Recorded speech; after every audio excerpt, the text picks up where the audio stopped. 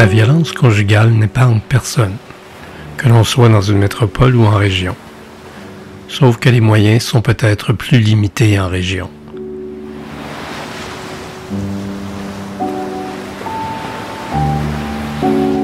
Les distances vers les ressources disponibles plus grandes, les défis de main-d'œuvre spécialisés plus aigus et l'anonymat beaucoup moins évident. Mais la débrouille, une ressource située à Rimouski, qui vise à contrer la violence conjugale, tire son épingle du jeu avec une approche qui lui est propre.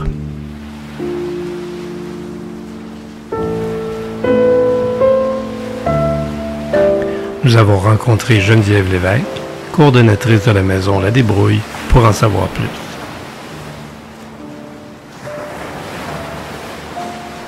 Geneviève, tu es coordonnatrice pour l'organisme La Débrouille. Oui, effectivement.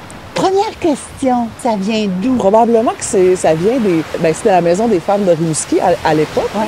Il y a un comité qui a été parti. Tu sais, les maisons d'hébergement sont nées de cette façon-là, un peu. Il y avait des centres de femmes où il y avait des groupes.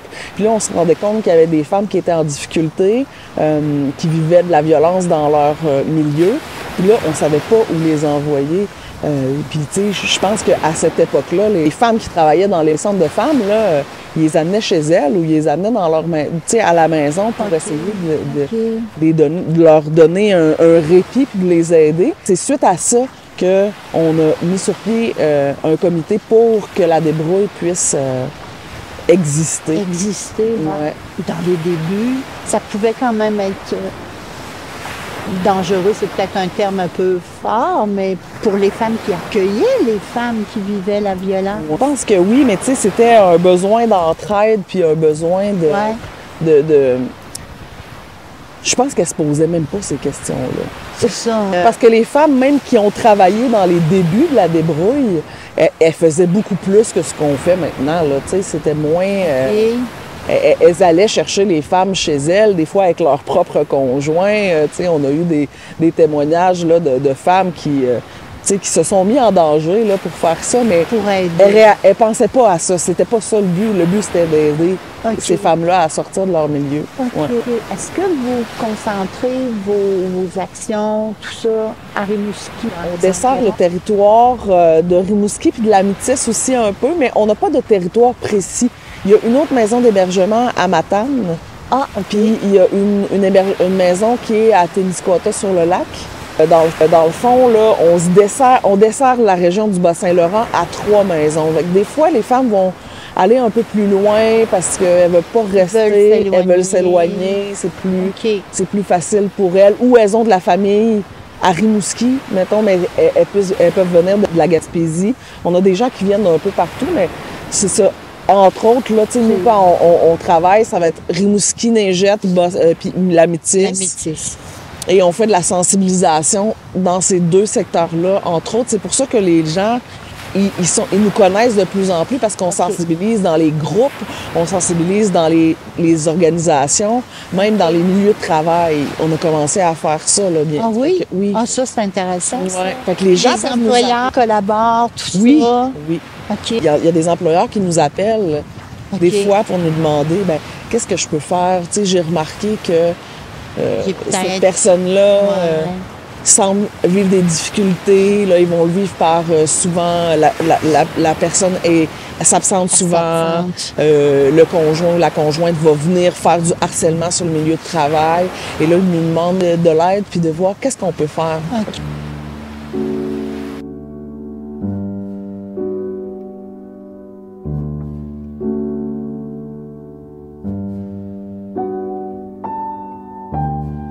T'es arrivé à la débrouille quand, puis pourquoi? C'est quoi ton parcours? Moi, je me suis cherchée un peu au début. Quand j'ai fini le secondaire, j'ai étudié en musique, j'ai étudié en archéologie, en anthropologie. Je savais pas trop où m'en aller. Puis, à un moment donné, j'ai décidé de revenir chez nous à Rimouski parce que j'étais plus à Québec quand je faisais ça. Puis là, je suis allée en technique de travail social. Fait que moi, j'ai fait mon cégep ici, à Rimouski, en technique. Et là, j'ai découvert le milieu communautaire. Tu sais, moi, c'était beaucoup ça qui m'attirait, beaucoup plus que le travail social dans un bureau, où c'était vraiment l'action communautaire, les luttes, la justice sociale, être dans la défense de droits, c'est ce qui m'attirait beaucoup. Puis j'ai travaillé dans un centre femmes là, par la suite. Ouais, Fait que j'ai fait ça 5 ans, mais là, je me trouvais un peu jeune, j'avais comme envie de vivre autre chose. Des fois, je trouvais que il me manquait un peu d'expérience pour travailler avec ces femmes-là, tu sais, qui avaient des dizaines d'années de vie commune, avec des enfants et tout ça. Fait que je suis partie travailler dans les écoles. Fait que j'ai travaillé une dizaine d'années dans les écoles avec des jeunes en troubles de comportement. OK. Ça m'a beaucoup aidé, ça m'a beaucoup appris, mais le côté communautaire, tu sais, même si j'essayais de faire du communautaire à l'intérieur de mon travail, ça me manquait. Puis le travail auprès des femmes là aussi, tu sais, puis les groupes de femmes, la mobilisation, la façon de travailler, ça me manquait beaucoup. Fait que j'ai commencé à revenir un peu. Fait que j'ai travaillé à la débrouille de temps en temps, j'allais les soutenir le soir. Fait que j'ai fait ça quand même quelques années à soutenir. L'été, ben j'allais, comme j'étais en arrêt de travail l'été à la commission scolaire, j'allais poursuivre mon travail. Et là, à un moment donné, il y a eu une grande crise là, à la débrouille, comme dans plein d'organisations. Et là, on a changé des choses. Et là, j'ai comme eu l'élan d'aller travailler à la débrouille. Fait que je suis partie du milieu scolaire pour m'engager. Okay. Là, je suis dans ma 5e année à la coordination. Mais avec les jeunes, là, en situation de problème, tout ça, ils sont tellement attachants. Oui. Ils sont tellement... Avec les jeunes, j'aimais ça, mais je trouvais ça difficile de les accompagner au maximum, tu sais, pour avoir un impact. Tu sais, je le sais que j'avais un impact, mais on manquait de ressources. C'était plus difficile, tu sais. Je dis pas que notre travail était pas valorisé, mais il y a des grands besoins dans les écoles, puis ça devenait vraiment difficile à porter. Parce que les enfants, là, quand ils partent le soir, là, moi, si je suis pas allée jusqu'au bout d'une intervention, je sais qu'ils sont à risque, là, tu sais, ça devient lourd, ça. Mais tu sais, c'est sûr, ça m'a apporté quand même beaucoup parce que, tu sais, les enfants, ils sont chez nous aussi en hébergement là, dans la débrouille. Là.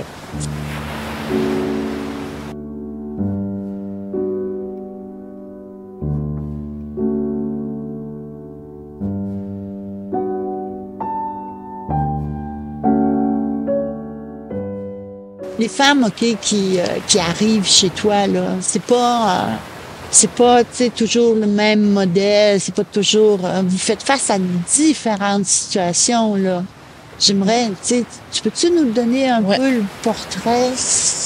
En fait, on accueille les femmes, puis depuis peu, les personnes trans aussi, parce qu'on a modifié notre mission pour ça. Les personnes qui arrivent chez nous, il y a différents types. Tu sais, ça peut être une femme qui vit des situations, elle va venir essayer de comprendre si c'est vraiment de la violence conjugale qu'elle vive.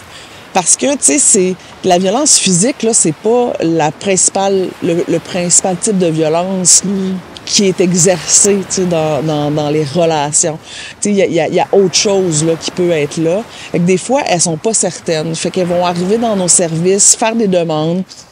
On a des services externes, fait qu'elles peuvent arriver par les services externes, faire un petit bout, puis là, à un moment donné, se rendre compte que c'est difficile. Puis là, c'est souvent au moment de la séparation que ça devient dangereux pour elles. OK. Fait que ça peut être à ce moment-là qu'on a une référence de nos services externes pour accueillir la femme chez nous, le temps que la rupture se fasse, puis qu'il y ait des démarches qui soient faites pour les services, pour la garde, les services de garde et tout ça. Fait que ça peut être ça. Ça peut être aussi les policiers qui interviennent sur des situations où ils sont appelés parce que des voisins les ont contactés. Puis là, ils nous appellent. Souvent, eux, la première chose qu'ils vont faire, c'est qu'ils vont demander à la femme, est-ce que vous êtes d'accord pour qu'on appelle la débrouille? Vous allez pouvoir parler à une intervenante. Puis si vous voulez, on va vous conduire là-bas. Fait que ça peut être fait aussi. OK. Bien sûr, c'est toujours volontaire. Là, nous, on force personne parce que de toute façon, ça donnerait donne rien. C'est ça. Ça peut être des intervenants aussi qui sont ailleurs, tu sais, des intervenants dans les écoles, des intervenants qui sont au CIS, en santé mentale, tu sais, peu importe, qui détectent des situations où elles pensent que les femmes peuvent être en danger. La DPJ aussi, les intervenants. Puis là, ils vont nous contacter avec la femme. Et là, c'est par ce service-là que la femme va arriver. Donc, il y a vraiment là, de plusieurs façons où vous pouvez... Effectivement, oui. L'hôpital, des fois, mais tu sais, comme je vous dis, c'est quand même... C'est pas la majorité des femmes qui arrivent chez nous puis qu'elles ont été victimes de violences physiques. Il y a moins de femmes qui sont là-dedans. Fait que, mais c'est ça. Fait que c'est un peu variable. Il y a une jeune femme, qui arrive et puis elle est vraiment là, désorganisée, là, avec des problèmes toxicologiques, tout ça. C'est quoi le support que vous êtes en mesure de lui donner? Tu sais, les femmes qui arrivent, là, puis les personnes qui arrivent chez nous, ont des fois des gros vécus de violence. Tu sais, c'est pas juste nécessairement de la violence conjugale, mais elles ont vécu d'autres types de violences dans leur vie. Dans leur vie. Donc, tu sais, la consommation, la santé mentale, c'est des conséquences de toute cette violence-là qui est vécue. On va essayer de voir si on est capable quand même de travailler avec la personne puis d'avancer avec elle. Si on est capable elle est capable d'être en hébergement puis d'être dans la parce que tu sais c'est une grosse communauté là, tu sais, veux pas, on vit nous on a 7 chambres, ça veut dire ça peut être 7 femmes avec des enfants, tu sais on va évaluer la situation. Si ça fonctionne pas puis qu'il y a des problématiques, ben tu sais on va faire affaire avec les services du CLSC, on va aller voir pour voir si on est capable d'entourer cette femme-là au maximum. Et là, on va l'accueillir. On peut l'accueillir. Tu sais, ça dépend. On va essayer de faire. Il va avoir une évaluation. Oui, exactement. OK. Mais ça arrive très souvent. Puis tu sais, faut voir que ça se peut qu'elles ont vécu il y a des éléments traumatisants dans les dernières journées là, parce que souvent c'est un élément plus fort qui va faire en sorte que la personne va décider de quitter. Ouais. Fait que c'est déstabilisant et tout. Des fois, ça se résorbe là, avec quelques jours pour prendre le temps de se poser, puis on est capable de les accompagner. Là. Une approche féministe avec les personnes cis et les personnes trans. Ouais. J'aimerais ça que tu m'expliques. Premièrement, on est d'avis que la violence qui est vécue, là, c'est un problème de société. Ouais. C'est un problème qui est pas quelque chose qui est juste dans la chambre à coucher ou dans la maison. Tu sais, ça appartient à tout le monde. Fait que ça, c'est ça. Puis, on peut parler de socialisation puis de plein de choses qui ont fait en sorte qu'on en arrive là. Tu sais, de l'éducation, des systèmes de pensée. Puis, dans l'approche féministe, ce qu'on fait, c'est qu'on essaye d'outiller les femmes, les personnes trans, de dire « tu as les outils pour essayer de t'en sortir. Tu es la meilleure personne pour comprendre ce que tu vis, puis de faire tes propres choix puis tes décisions. Nous, on va t'accompagner là-dedans. » D'essayer de ne pas se positionner en experte de vie. On essaie de laisser ça à la femme. T'sais. OK. Fait que je pense que c'est comme ça que je le vois, l'intervention féministe. Les femmes qui ont vécu la violence conjugale vont des fois retourner avec leur conjoint. Des fois vont s'amouracher de quelqu'un d'autre, mais avec exactement le même pattern. Bien, ça dépend un peu. Je pense que, tu sais, de retomber dans... Je pense que tout le monde peut être à risque de vivre de la violence. T'sais, pour ce qui est de retourner avec les conjoints, ça arrive parce que quand les femmes ont rencontré cette personne-là, c'était pas une personne violente. Ils ont été amoureuses de cette personne-là. Ouais. Ils ont vécu des beaux moments, il y a eu de l'affection, il y a eu autre chose. C'est pas juste la violence qui est présente, t'sais. Puis là, à un moment donné, il y a certaines choses qui se sont installées dans le couple où là, ça devient complètement difficile. Puis là, c'est un contexte violent. des fois, les personnes arrivent chez nous, la première chose qu'elles veulent savoir, c'est est-ce que je vis vraiment de la violence conjugale? Tu sais, ça, là, ça arrive vraiment souvent parce qu'elles sont pas certaines. Ils sont pas certains. Et là, on va essayer de leur proposer des outils pour comprendre. Puis il y a des outils qui vont marcher, il y en a qui ça va pas faire de sens pour eux, elles. On va essayer d'avancer puis de voir, puis de dire, toi, tu te sens comment là-dedans? Mais tu sais, ça se peut, à un moment donné, qu'elle décide d'aller valider si ce qu'elle a vu, entendu, compris, est-ce que c'est vraiment ça? Peut-être que je me suis trompée, tu sais. Fait que des fois, c'est ça qui fait qu'elle retourne. Mais en même temps, ce qu'on se dit, c'est que le petit bout que cette personne-là a fait avec nous, ben... Ça lui a donné des outils, puis puis le but, c'est ça. Puis le but pour nous, c'est toujours d'avoir l'alliance, la meilleure alliance possible pour que cette personne-là revienne en cas de besoin. Oui, OK. Fait que, tu sais, ça peut arriver que ça arrive avec un autre conjoint, mais je ne pense pas que c'est comme quelque chose de généralisé, là, mais tu sais, ça peut arriver, mais c'est ça. Fait que souvent, les femmes, ça se peut qu'elles revalident, puis on leur dit que c'est normal, puis que c'est correct, on l'accepte. C'est ça. Tu sais, on va pas leur dire tu viens chez nous. Quand elles viennent dans nos services, c'est pas... on dit pas... c'est sûr, tu peux pas retourner vers le conjoint. C'est pas... Il y a des femmes qui viennent chez nous, continuent de fréquenter la personne. Nous, on est à l'aise avec ça, puis notre but, c'est de l'aider. C'est de l'aider. Oui, c'est ça. C'est ça.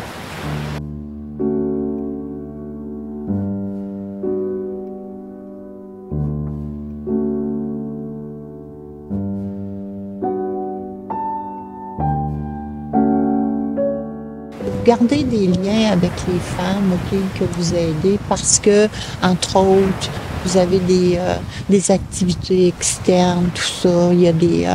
Tu pourrais-tu m'expliquer un peu comment ça fonctionne, ça? Bien, en fait, quand les femmes arrivent en hébergement, c'est sûr que là, c'est des moments où est-ce qu'elles sont vraiment vulnérables. Puis là, on va les aider beaucoup dans faire des démarches d'urgence. Ouais.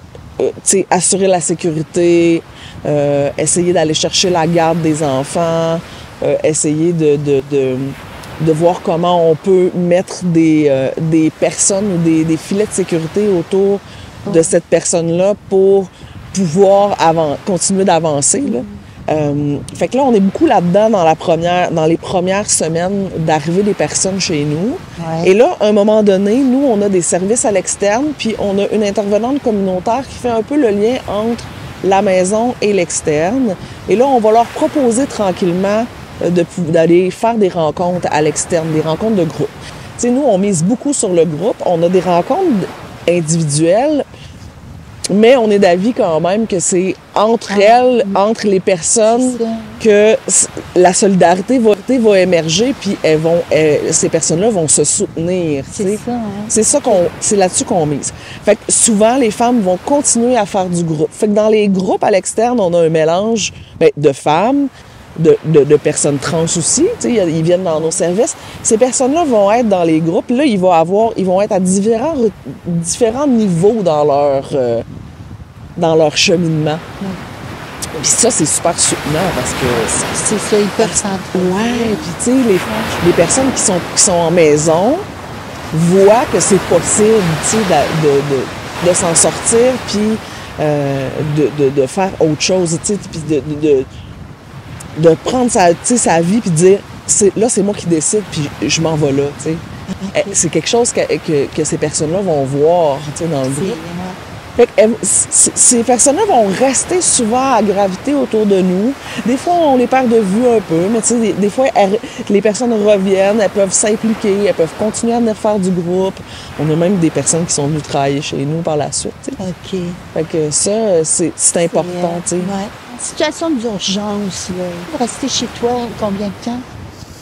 Est-ce qu'on parle de semaines? Oui, bien, c'est tout le temps difficile à évaluer parce que ça dépend tout le temps des personnes. Tu sais, nous, on vit une grosse crise du logement à Rimouski là, dans les dernières années, donc ça devient extrêmement difficile de... Que ces femmes-là puissent se replacer. Oui, c'est ça. Fait que les séjours s'allongent beaucoup. Tu sais, des fois, on voyait des moyennes de 3 mois. Mais là, ça s'allonge un peu parce que les personnes ont de la difficulté à se trouver un logement. OK. Puis c'est sûr que quand ils ont enclenché des démarches chez nous, tu sais, à Rimouski, ces personnes-là veulent rester dans leur réseau. Ben oui. Puis ça dépend aussi, tu sais, si on a des femmes immigrantes, par exemple, ou des femmes réfugiées, ou est-ce que là, ils ont des statuts particuliers, des fois, ça peut être un petit peu plus long parce que on sait qu'on va avoir des démarches à faire de plus pour les aider à vivre seuls avec les procédures de... Parce qu'il y a une question de culture aussi là, qui doit... Oui, il y a une question de culture, mais c'est plus... c'est vraiment plus dans les démarches, des fois, que ça peut se corser un peu. OK. Ouais.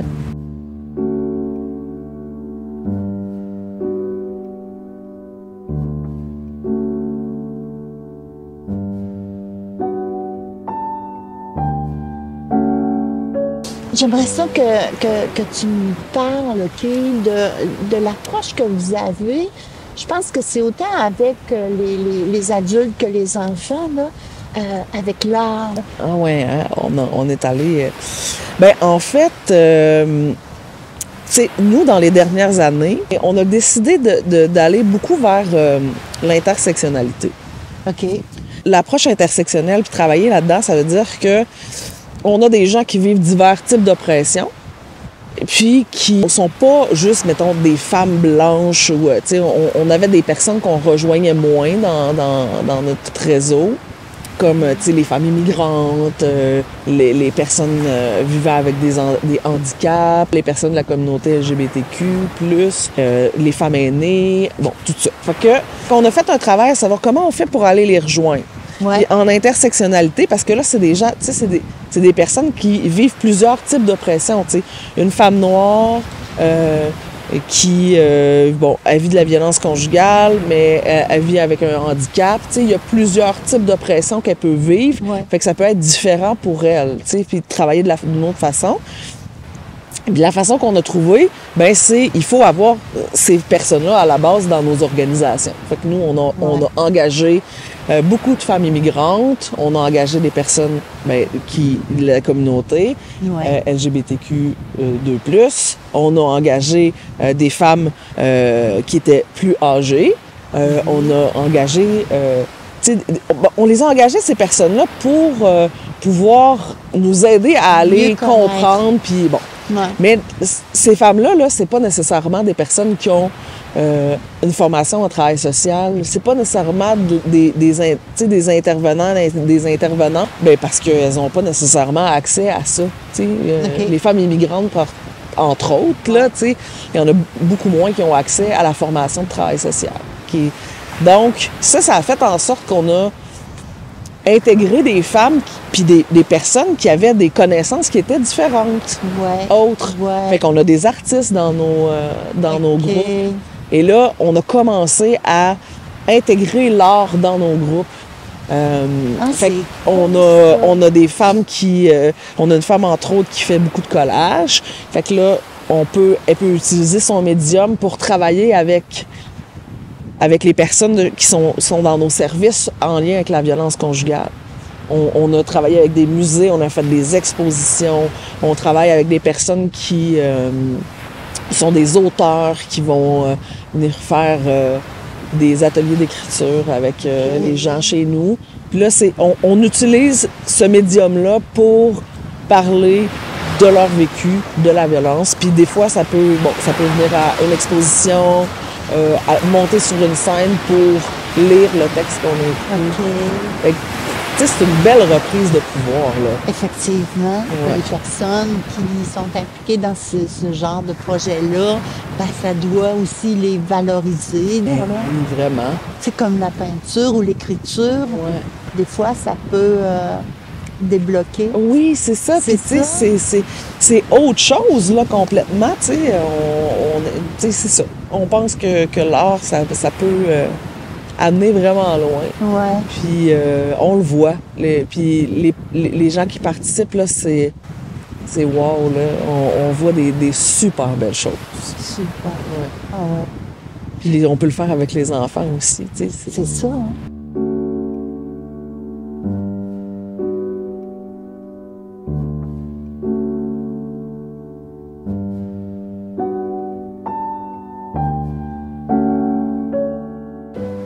les femmes arrivent, mais souvent, ben, les femmes viennent aussi avec leurs enfants. Ouais. Comment ça se passe pour eux? C'est beaucoup, là, pour un enfant. Ben, des fois, les enfants, ils savent pas trop où est-ce qu'ils arrivent. Hein? Tu sais, on laisse les mères aller à leur rythme pour expliquer aux enfants qu'est-ce qui se passe. Okay. C'est sûr que c'est difficile pour eux. Nous, on a des intervenantes mères-enfants à la maison qui vont essayer de travailler avec les mères. Puis là, tu sais, comme je vous disais, on a changé notre mission bientôt. On accueille les personnes trans, là. Fait qu'on va trouver un nouveau terme pour les intervenantes mères-enfants. C'est des accompagnés à nommer les choses aux enfants. Puis, tu sais, souvent, ce qu'on peut voir, c'est que la place des enfants a bougé dans la situation. Fait qu'il faut qu'elles recréent le lien avec leurs enfants pour être capable d'avancer avec eux. Tu sais, des fois, des fois, ces liens-là ont été brisés un peu dans la relation de violence et tout. Fait qu'on va travailler là, à ça. Mais, tu sais, les enfants, sont souvent résilients, hein. Tu sais, Ils s'adaptent. Ils sont capables de parler, vont avoir de l'ouverture, tu sais, ils comprennent. Okay. C'est ça. Ça se passe quand même bien, même si c'est difficile, puis ça parce que t'en as quand même, t'as des enfants, OK, qui doivent arriver à un âge, là, tu sais, pas très vieux, mais t'en as d'autres aussi qui doivent fréquenter l'école. Ouais. Donc là, c'est toute une organisation, ça aussi, pour la débrouille, non? C'est une organisation, effectivement. Des fois, c'est des changements d'école parce que si les enfants arrivent d'une autre région ou d'un... Tu sais, là, il y a comme des enjeux. Mais tu sais, on a une bonne collaboration avec la commission scolaire aussi là, pour être capable de rapidement leur offrir des services pour qu'ils puissent retourner. Tu sais, le but, c'est qu'ils ne soient pas coupés de l'école pendant des longs moments. Là. Ouais. Mais tu sais, c'est certain que là, des fois, il y a comme une semaine, 2 semaines, où il y a des moments où est-ce que ça peut être un peu plus dangereux pour eux, juste le temps de s'assurer de la sécurité. De la sécurité. Ouais. OK.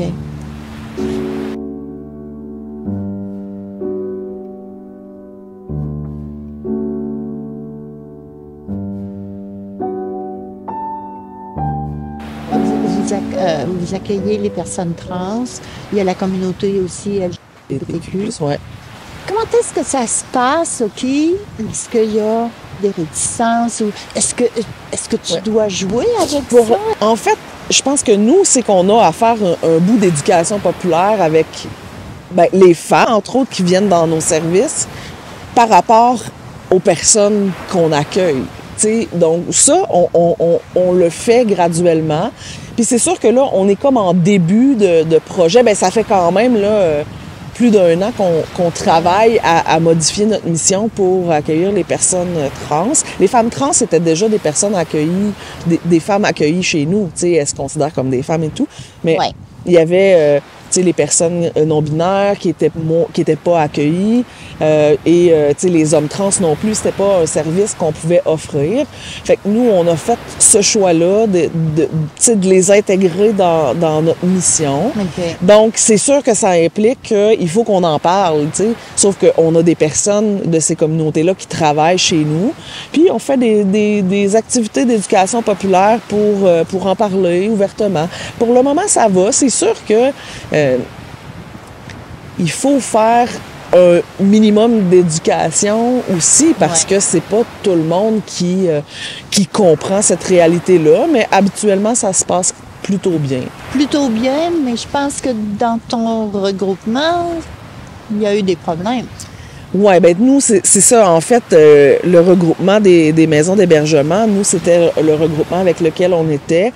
Puis, on savait déjà à la base que quand on a commencé à travailler sur ce sujet-là, qu'il était possible qu'on soit exclu parce que dans notre regroupement puis dans leur charte, on n'inclut pas les hommes puis les personnes non-binaires. On n'a pas commencé encore à réfléchir à cette réalité-là. OK. Donc, vous êtes vraiment en avance là, sur... Oui, mais tu sais, en avance, je pense que dans le reste du Canada, il y a quand même des organisations qui sont... qui se penchent sur ces questions-là.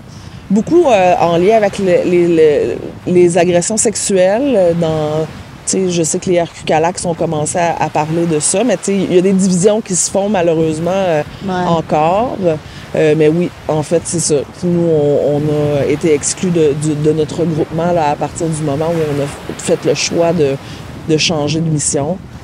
Mais on savait que ça risquait d'arriver, puis on a quand même décidé d'y aller parce que on trouvait ça super important, parce que c'est des gens qui sont à la croisée de plusieurs oppressions, puis qui sont dans nos luttes féministes quand même. On se bat quand même pour la même chose. Mais pour l'instant, ça se passe bien, mais il faut faire connaître nos services aussi. Puis, donc, c'est beaucoup de discussions, beaucoup de... Il faut que ces gens-là nous fassent confiance aussi. Il y a ça aussi.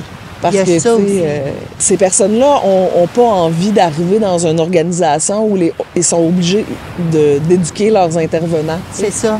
Ouais. Alors, c'est là que ça devient complexe de se dévoiler quand on est obligé d'expliquer comment on se sent, qu'est-ce qu'on vit et tout ça. Alors, je pense que là, c'est le travail qu'on a à faire présentement, là, de montrer qu'on est en train de nous-mêmes nous éduquer pour les accueillir et pour les aider.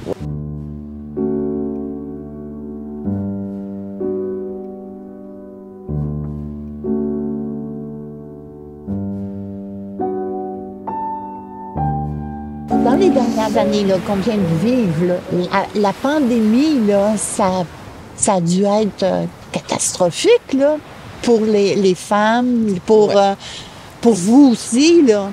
Bien, ça a été, le début de la pandémie a été difficile, mais comme nous, on était une ressource d'urgence, on n'a jamais vraiment fermé. Fait on a fini par être capable de vivre avec, parce que quand il y a eu beaucoup de fermetures, puis surtout quand il y a eu le couvre-feu, le téléphone a arrêté de sonner.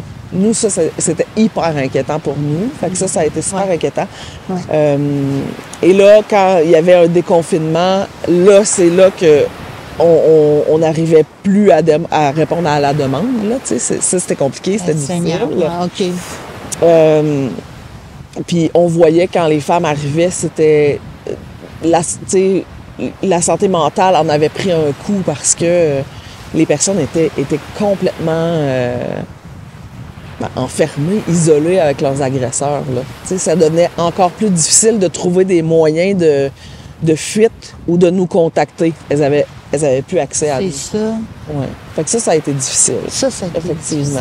Ouais. Chez vous, quand même, il y avait des mesures à prendre aussi pour pas qu'il y ait de... Contamination, tout ça. La bouffe, tout ça. Je pense que vous avez trouvé un moyen intéressant pour régler ça. Oui, bien, en fait, on réfléchissait à comment on pouvait faire pour continuer à ce que les femmes soient nourries, là, bien sûr, parce qu'avant, c'était elles qui faisaient à manger pour tout le monde. Tu sais, chacune faisait à manger, puis à tour de rôle, mais là, on avait des règles vraiment strictes sur l'hygiène et tout. Fait que là, ça devenait compliqué. Fait qu'on est allé voir, puis là, on voyait qu'on avait des amis restaurateurs qui étaient aussi dans la misère parce que les restaurants fermaient, il n'y avait plus de revenus, ça devenait difficile. Fait qu'on a lancé une campagne de financement avec la ruche, puis on a appelé ça « On se débrouille comme des chefs ». Fait qu'il y a plusieurs restaurateurs de la région de Rimouski. Les gens pouvaient donner des sous, la population donnait des sous pour qu'on puisse payer les restaurateurs pour qu'ils puissent nourrir les personnes qui étaient hébergées à la débrouille. Puis là, en échange, il y avait droit à des reçus pour l'impôt, puis il y avait droit à choisir des certificats cadeaux dans les différents restaurants pour pouvoir retourner au restaurant après. Fait qu'on essayait de faire ça. Donc là, c'était la chaîne, donc là, c'est vraiment tout le monde. Là, les gens ont embarqué, là. C'était vraiment beau là, de voir comment... On avait un restaurateur, lui, il venait de partir son restaurant, là, puis il faisait des menus, il écrivait les menus aux femmes, tu sais, c'était tellement beau, là. Les femmes capotaient, il y avait des choses qu'ils n'avaient jamais mangées là-dedans. Puis ils ont apprécié, là, c'était super, C'est là qu'on voit, dans des situations comme ça, que les gens, quand même, la solidarité, elle revient. Vraiment. Elle revient. Oui, c'est ça. Tu sais, il y a eu un côté où est-ce que ça a été difficile, la pandémie, mais il y a aussi eu le côté où est-ce que les gens ont été très solidaires. Ouais. Très solidaires. C'est ça, hein? Ouais. C'est ça qui fait plaisir à voir Ouais, dans des vraiment. situations comme ça.